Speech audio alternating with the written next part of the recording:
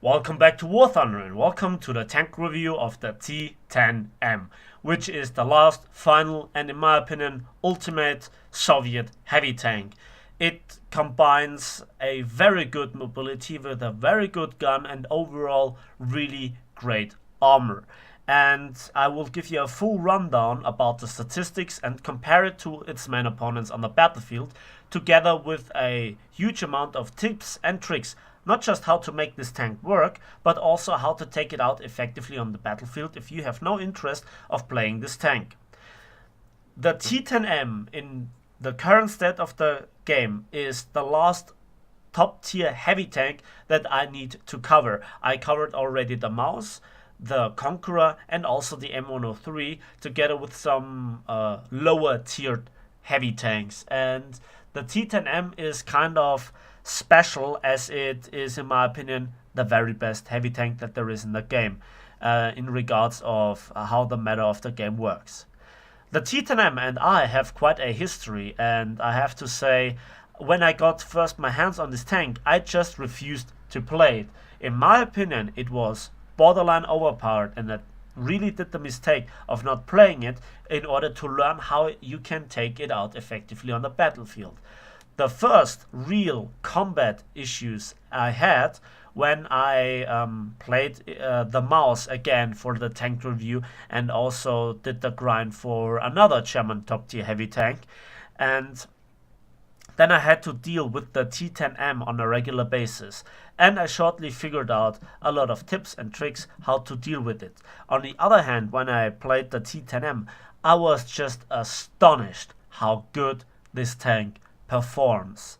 And I will obviously talk about the armor, talk about the interior, talk about the mobility and also the firepower, and I hope I give you a good blend in a really good tank review. I put a lot of effort into collecting data and comparing it, and I think now it's time to begin with the tank review, and as usual I let some gameplay run in the background for you. Let's begin with the armor, and the armor is kind of a mixture of the IS-3 and the IS-4.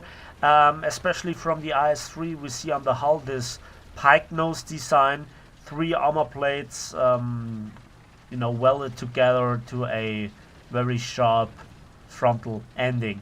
And the lower plate we will begin with, it is also the obvious weak spot, so to speak.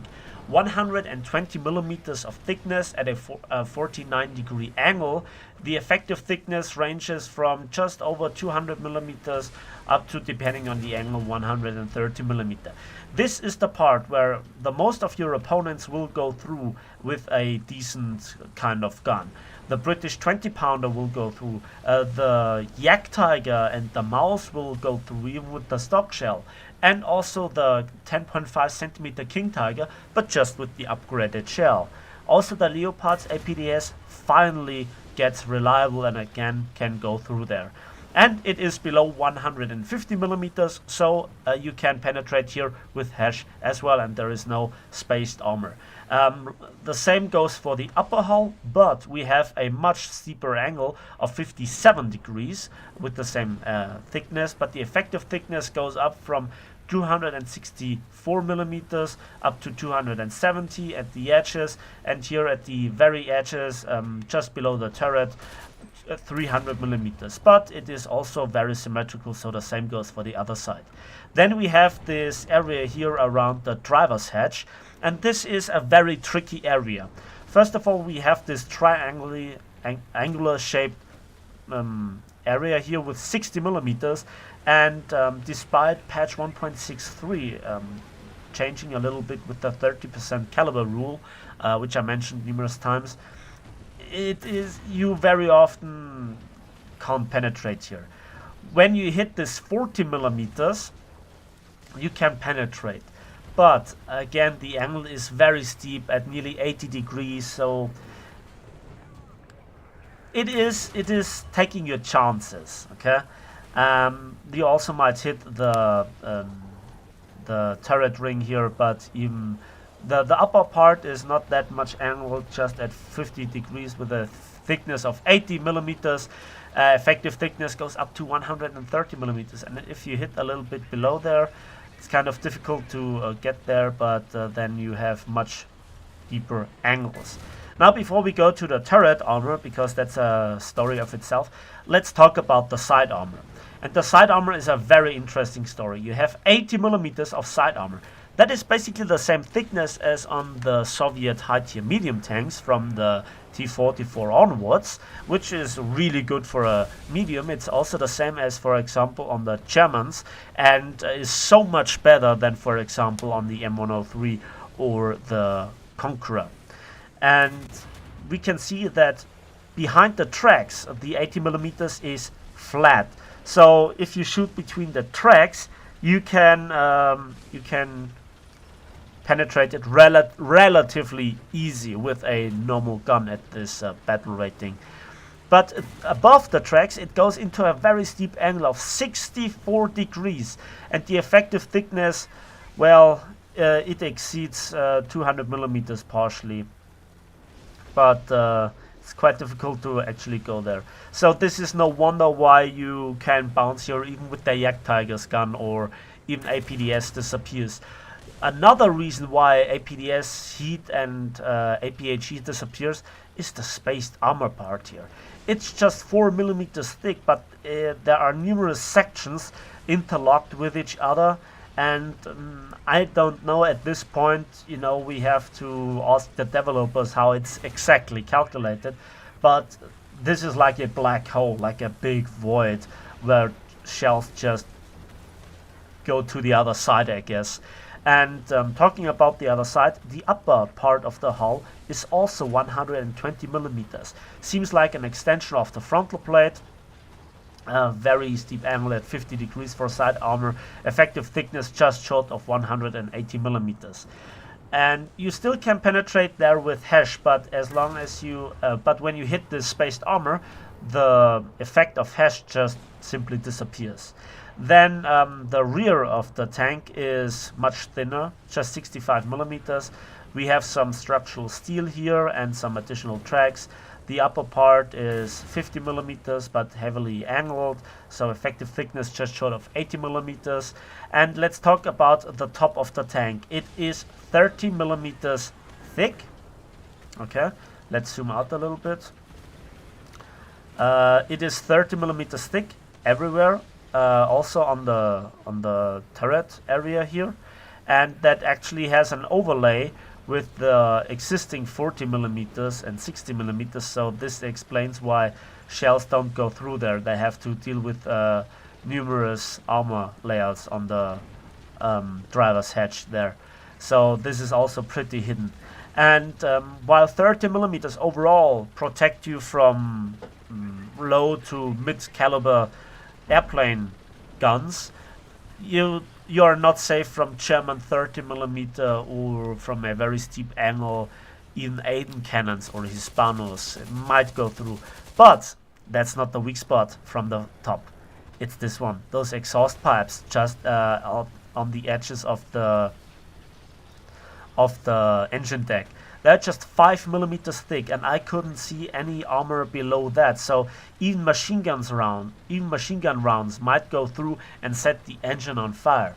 However, it also extends to a plate that separates the engine compartment from the crew compartment. And now let's talk about the turret. And the turret seems to be bugged. Stay with me, it will become apparent. The turret front itself is 250 millimeters thick, and you can see the red here. There seem to be two holes here and also on the other side here just below the machine gun port. And especially the right hand side has an additional gun mantle with 100 millimeters. And it's this area here from the driver's hatch just around the gun that seems to be very unclear, very complicated armor layout with numerous layers, and you know, it seems like to be safe from, you know, normal APHE shells. However, when shooting on the right hand side of the gun where 250 millimeters with another additional 100 millimeters overlap, I still can penetrate with the Jagdtiger or the mouse gun, very reliable.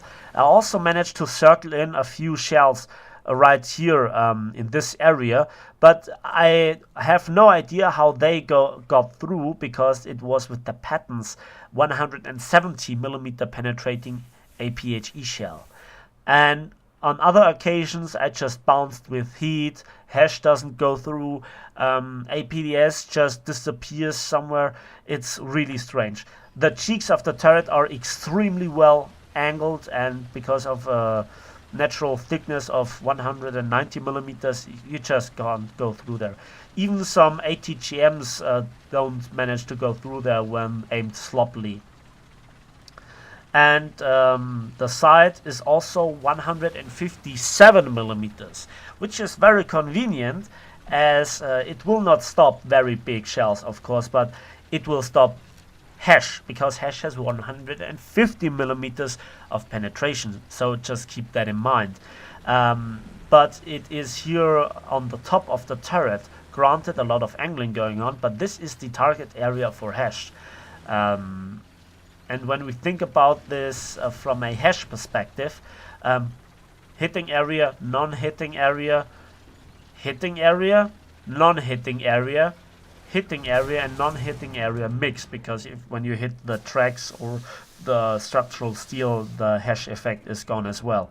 And then the rear of the turret, 102mm, but you also have to keep in mind it's all well sloped, and also the cupolas. Technically you can penetrate there, practically you just will bounce or not go through or not do any damage. I never managed to take out a T-10M when shooting the cupola. It's very unreliable, as is the roof. It technically can be penetrated since 1.63, but I never got penetrated here, and I never managed to penetrate a T-10M myself there. Also, this 120mm plate technically can get penetrated with APHE shells from the Jagdtiger, but you take your chances. Also, there is an overlay again with this 100mm and this 120, so not that very good. Now the machine gun seems to be like a kind of a weak spot. You have a hole in the armor, and there it is, 150mm. Technically yes, but it also seems to be bugged, and it is also a very small target, so keep that in mind, please. Yeah, so that's the armor. The armor overall is very good, but you have to know your weak spots. One final note for the pike nose design: this is the weak spot, and this is the weaker plate by itself, so it comes to a mind to angle the tank. But please keep in mind that Jagdtiger might just go through your side armor, as it is then not thick anymore. And you also neglect the angle of the upper plate, where suddenly this is your weak area. So it's kind of a trade-off, and it's nowhere near like the very good pike nose design on the IS-3, which tier for tier is stronger in my opinion. Also the IS-4's frontal plate is in my opinion better, and can be also used with angling. And you can get you can penetrate it here by very big shells, like the Jagdtiger will just penetrate you there. Also the lower plate on the side, which I think I forgot to mention, 30mm, and despite the 60 degrees of angle, you can get Kugelblitz there. This is the area where AAA will eat you up, so keep that in mind. So let's talk about the interior. And the interior is interesting. We have 4 crew members. We have the driver, we have the gunner and the commander on the right hand side, and we have the loader on the left hand side when looking at the tank from the front. And we see a lot of ammunition in the, not just in the turret together with the propellant charges and the big warheads, but also on the side, like from example the King Tigers, and also on the front, like from the Leopard, but not with such a prominent ammo rack, but still very cramped. And overall you just have 30 shells for this 120mm M62 T2S cannon, and you should remove like 8 shells, 7 shells, and unlike on the 10.5cm King Tiger, for example, the shells will get empty emptied much more often, so the shells you actually use disappear, unlike from the 10.5 centimeter King Tiger, where half the ammunition remains until the very last moment, and Gaijin should really fix this. We also have the engine together with fuel tanks, radiators and transmission in the back, and that can get set on fire quite easily. Just below those mentioned exhaust pipes there are some fuel tanks, so you will burn quite a lot. So that's the armor, that's the X-ray. Let's talk about the mobility. And the mobility of the T-10M is very amusing indeed. First of all, it has the weakest engine in the comparison, but it is also by far the lightest tank. It is over 2/3 lighter than, for example, the Maus, and that is quite something, to be honest. It has basically the very best horsepower to ton ratio of any heavy tank at top tier level. Just the M103 comes close with its 14.3, and you can see the difference in percentage, and also the top speed is the very best, and just the IS-4 comes close with a theoretical top speed of 43, and again the 10.5 centimeter Tiger also has a 42 km/h top speed. Reverse gear, however, it is the second worst. Just the M103 is a little bit slower, but 9 km/h is not bad. The problem is that it has no neutral steering, which makes turning a little bit awkward, but it has it in common with the Americans. So then let's compare it to all the mediums as well. Why not? And oh look, it is still one of the lightest tanks in the comparison as a heavy tank. Just the Leopard is lighter by 10 tons. And only the Leopard has also a better horsepower to ton ratio. Together with the good ground resistance that this tank seems to have, you can immediately see why this tank is so good. It has the mobility to go everywhere. And that is just so good. Now, I think let's talk a little bit about the firepower, shall we? Before we talk about the ammunition, let's talk about the gun itself. We have here a 122mm M62 T2S cannon with 30 shells overall. The caliber is kind of average. It lies between the Conqueror's and the M103's 120mm on the one side, and the Maus 128mm KWK-44 on the other side of the extreme. This is the pure top tier comparison. The shell capacity is the lowest together with its predecessor, the IS-4. But it's not that much less, for example, to the M103 and the Conqueror. Just the Maus outclasses it by a large margin, but the Maus is a special case, I guess. The reload is the second fastest after the M103 and the Conqueror. For an A-screw we have 15.4 seconds, which is just half a second slower than the mentioned M103 and the Conqueror. And it beats the Maus by nearly 5 seconds. And it has the same reload as the 10.5 centimeter Tiger 2. Just think about this. This is a 10.5 centimeter gun. And you can see the difference in the reload in percentage. So that's quite a bit. Then also the turret rotation speed is very high. It's the second highest. Just the Conqueror is half a degree per second faster with 16.5. The gun depression, on the other hand, is it's a sad story, to be honest. Just -4 degree. Well, at least that's 1 degree better than the IS-4, but still, it's for top tier tanks, it's the worst. Even the Maus has 7 degrees of gun depression, which makes which gives it a little bit of restriction in terms where it can go and still bring the gun to bear. But this is kind of the Russian theme for gun depression. At least by this time you should have been used to this kind of gun depression, and you know how to deal with it. And I made a special guide about it. And finally we come to the main selling point, or the main unique point of this tank in comparison to its all other heavy tank competitors from other nations, and that's the wide variety of shells that this tank can use. And the first shell that I want to present you is the BR472 APCBC APHE shell, and it has a quite normal muzzle velocity of 950 meters, at least for an APHE shell. It features 204 grams of TNT equivalent. It has a massive penetration of 282 millimeters at point blank range, and keeps it at 1000 meters up to 246 millimeters of penetration, which is the penetration roughly the value you get from the upgraded shell from the 10.5 centimeter Tiger. That makes the BR472 the best penetrating APHE shell in the game, even better than the shell from the Mouse or the E100 or the Yak Tiger.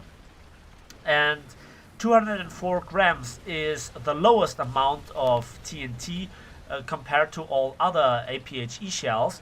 For example, the IS-4 features 272 grams on its stock shell, but 212 on its upgraded post-war shell.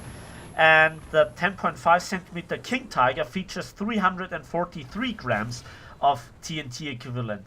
The Mouse features an overkill of 786.5 grams. That's massive. But furthermore, it features a very sensitive fuse of 15 millimeters.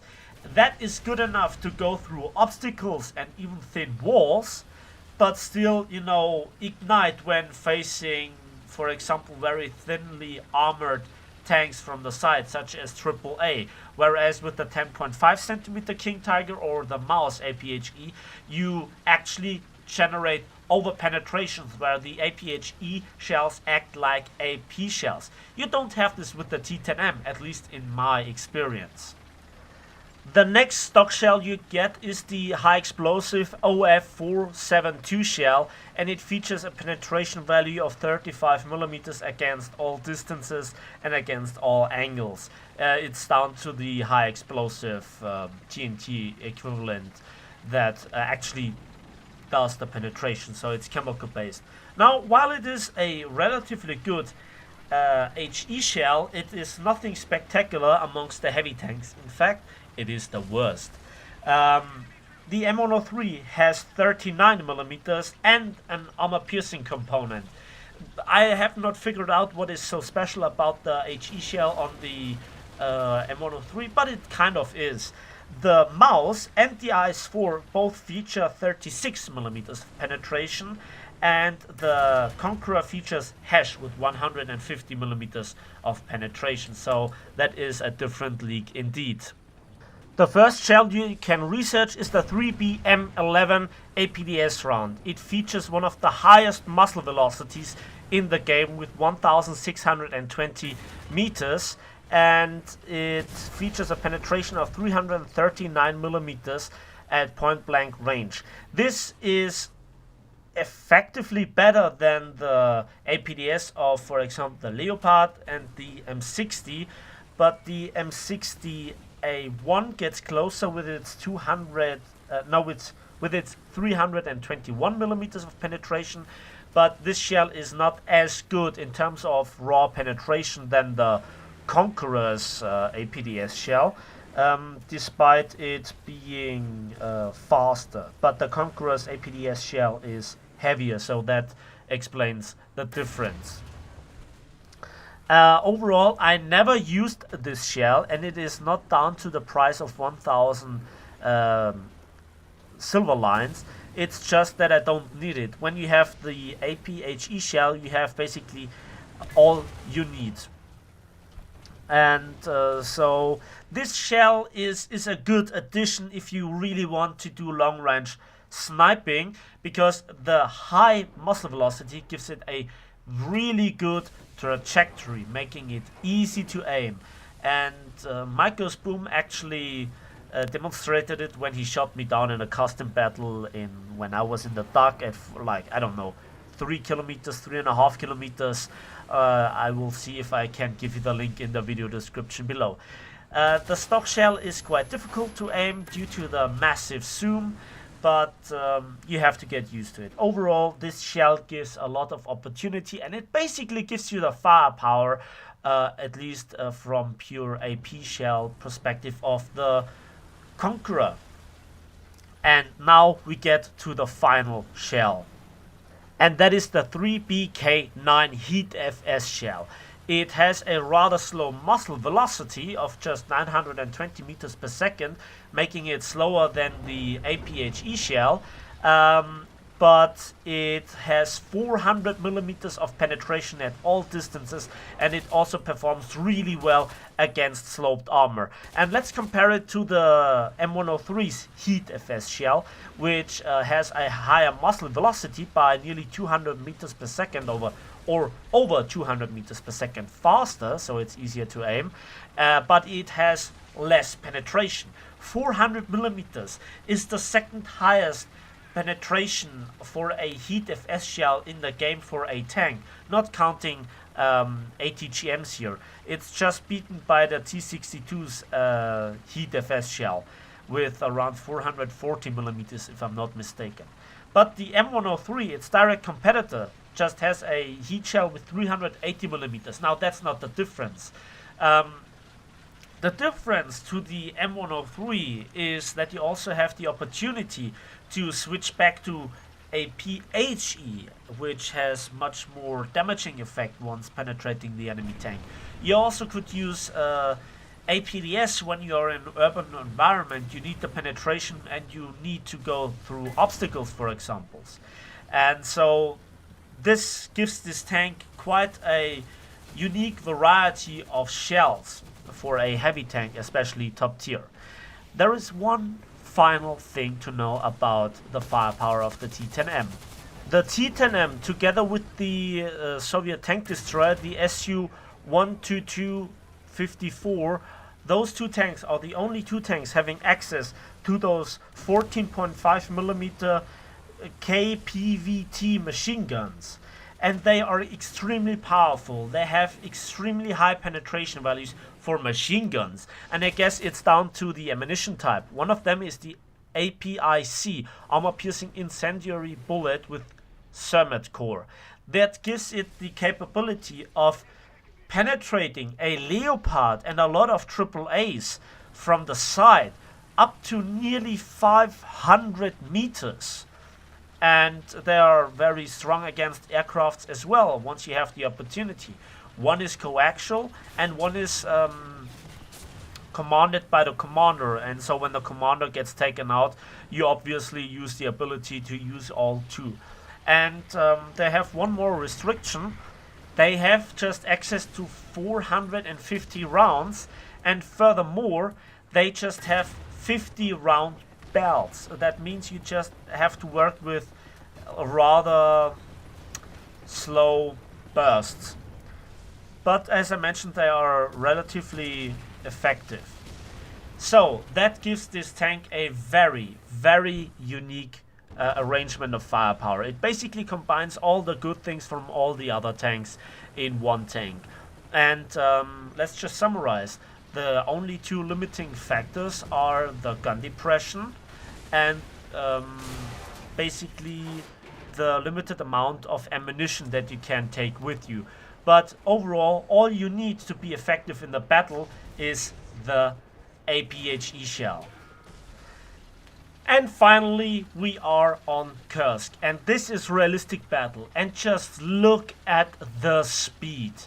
We are going here on medium terrain, slightly uphills, with over 30 kilometers an hour. That is exceeding the top speed of most other tanks uphill, just saying. And this tank just rocks. Now, there are some things that I have to make clear. This tank is very, very nice to use. It actually is too good for its own sake. What do I mean by that? Well, when I played this tank, I was so fast and I went to those, let's say, positions so fast that I was way ahead of my team, and I got singled out and I could take down the first, maybe even the second tank. but then the rest of the enemy team just swarmed me and disabled my gun, disabled my horizontal turret drive, knocked out 2 crew members, and I even could not repair before the rest of my team arrived to rescue me. And also, it's quite interesting how enemy players deal with this tank. As I mentioned, you can shoot hash at it, but also the hyper-aggressive gameplay that I received when enemies wanted to take me down. I even saw teams of Leos, one sacrificing himself for my first APHE shell, and the second one just killed me with the heat shell. And so enemies just fell back, they avoided the direct engagement, they really tried to be sneaky. Also, it is very, very interesting that I just had problems with upgraded Leopards. In fact, for example in arcade, I can keep up with Leopards and even overtake the stock ones, which should not be the case. Also, the stabilization of the gun, even on rough terrain, is just incredible. This feels like the new Leopard, the A1A1.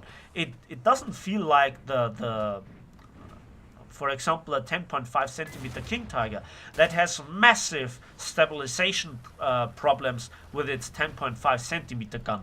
And this is a big, very powerful 122 millimeter gun. And yes, it feels also more stable and more accurate than the M103 or the Conqueror with any kind of ammunition. And those two tanks just had to think to themselves, what is an M103? What is a T-10M tank doing here?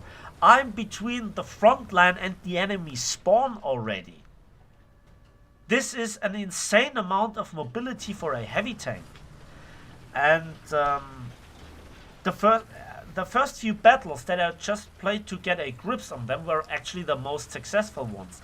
It was very hard to record an ace gameplay, and I actually had to settle for 4 kill games for numerous reasons.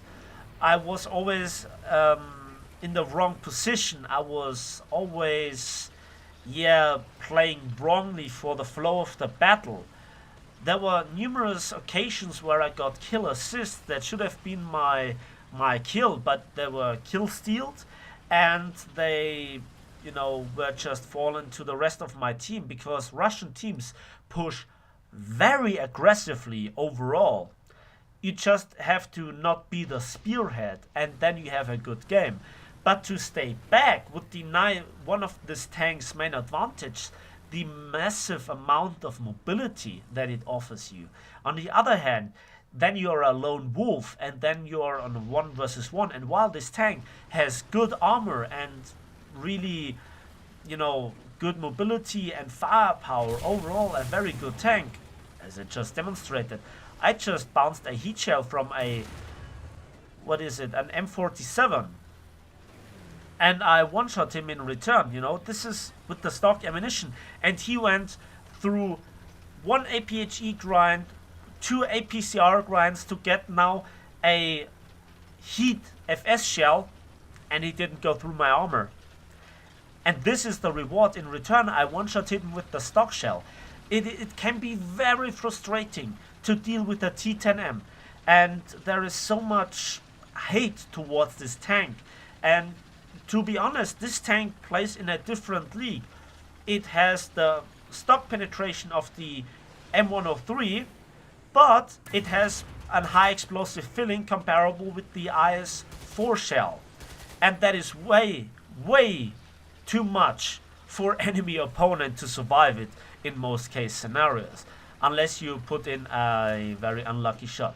Then it has armor that makes tanks with stock ammunition just cry. It has very good mobility that just denies stock enemy tanks to get into an advantaged position, and you just can't get away with certain things. In which tank would I have had the chance to bounce or to absorb a 320 millimeter heat FS shell from an M47 tank? Not many. And while the mouse and to a certain degree also the M103 offer better survivability once getting penetrated, you have not such an easy time to penetrate the T-10M in the first place. And when it shoots back, unlike with, for example, the Conqueror or the M103, it does tremendous amounts of damage. So much damage that it actually can wait until it reloads, which is not that long. As I mentioned, it is a very comparable and competitive reload for a heavy tank. That shot was weak. And also the machine gun. When somebody drives sideways on trying to flank you, you just can immobilize him or even kill him. There were numerous games where I killed 2, 3 Leopards and even Falcons or German AAAs. And again, the worst enemy you can actually get are the German heavy tanks that can absorb one shell most of the time, unless they screw up their ammunition management. And as you can see, the mobility is a real thing on Kursk. And it is not a theoretical top speed like I have to say, for example, with the Leopard, which I so often jumped up and down in front of my screen and yelled at the screen, go faster, and even upgraded. It did not feel too fast. The Leopard is a wonderful tank under the right circumstances. The T-10M is a wonderful tank under all circumstances. There is not a single drawback that I can think of that really destroys this capability of this tank. And is it overpowered?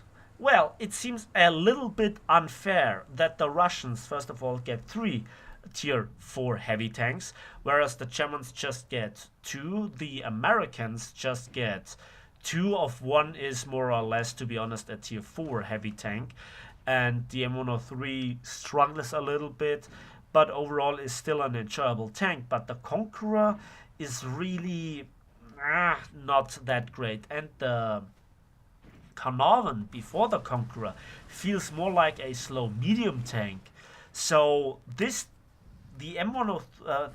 T-10M is a really good tank. It is very enjoyable to play it, and I think the biggest plus point for this tank in its setup is that it doesn't face other Russians.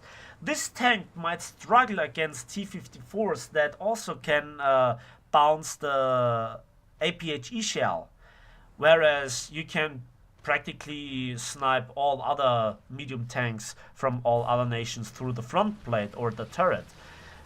And also, it doesn't have to face itself. At least not in realistic battle. In arcade, I think this tank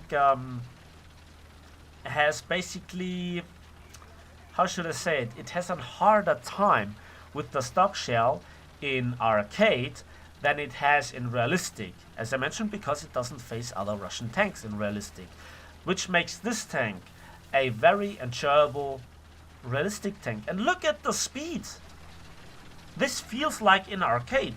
This is the speed like a stock Leopard should go, but with a stock Leopard you go with 30 kilometers an hour, maybe 35, slightly uphill. So think about this. Yes, in the long run the Leopard will get faster. Yes, when you have a lot of tight city streets where you have to accelerate and brake and turn, then the Leopard is mobility-wise faster. But in city combat, the Leopard really can't take on a standoff, which the T-10M has at least a chance to come off better. And what can I say? This tank practically has unnecessary amounts of high penetration ammunition. Like the Maus would really need a PDS against Russian tanks, but it just has access to a APHE shell that really struggles against the normal heavy tank of the Russians. And you know, the stock shell is much better in my opinion than the mouse APHE upgraded shell, and you have a higher rate of fire by 26%. Those are just significant differences. Now, a lot of people say, yeah, but it doesn't have a chance against the Leopard, and so on and so on. Again, I have to add that the Leopard is in theory a better tank, but in the matter of War Thunder, in all those head-on engagements where you have to go for the objective, the T-10M is a much easier tank to use, much more forgiving, and also one-shots its enemies, whereas with the Leopard you have to aim very carefully. And I have to say, this tank upgraded just beats the Leopard when it is stock, and a lot of people don't throw money at the game. They have to really struggle with the rather unreliable APDS shell, and even when they have HESH shell, they have to aim carefully to not hit any spaced armor, the gun, the tracks, and even then have to hope that the shrapnel effect causes enough damage. And this is all a lot of if and what and when. And the next thing is the argument that you actually compare a heavy tank to a medium tank.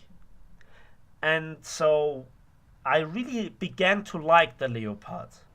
But now that I played the T-10M, I know why I had so much trouble dealing with it. On the other hand, I learned a lot of things how to deal with this tank.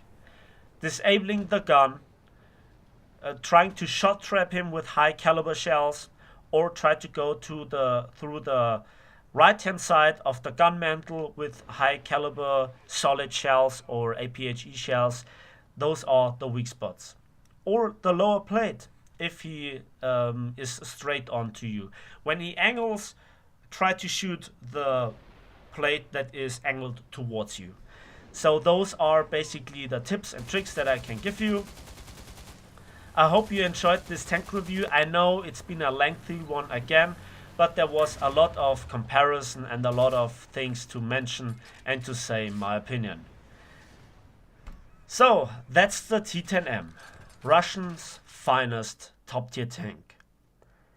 And what we need in the game is another British top tier tank, another American top tier tank, and something new for the Germans as well, to give it a fair chance and to have a level playing field in the heavy tank department. Anyways, that's it for today. Thanks for watching. Thanks for listening. Let me know in the comment section what you think, and we will see each other on the battlefields of War Thunder.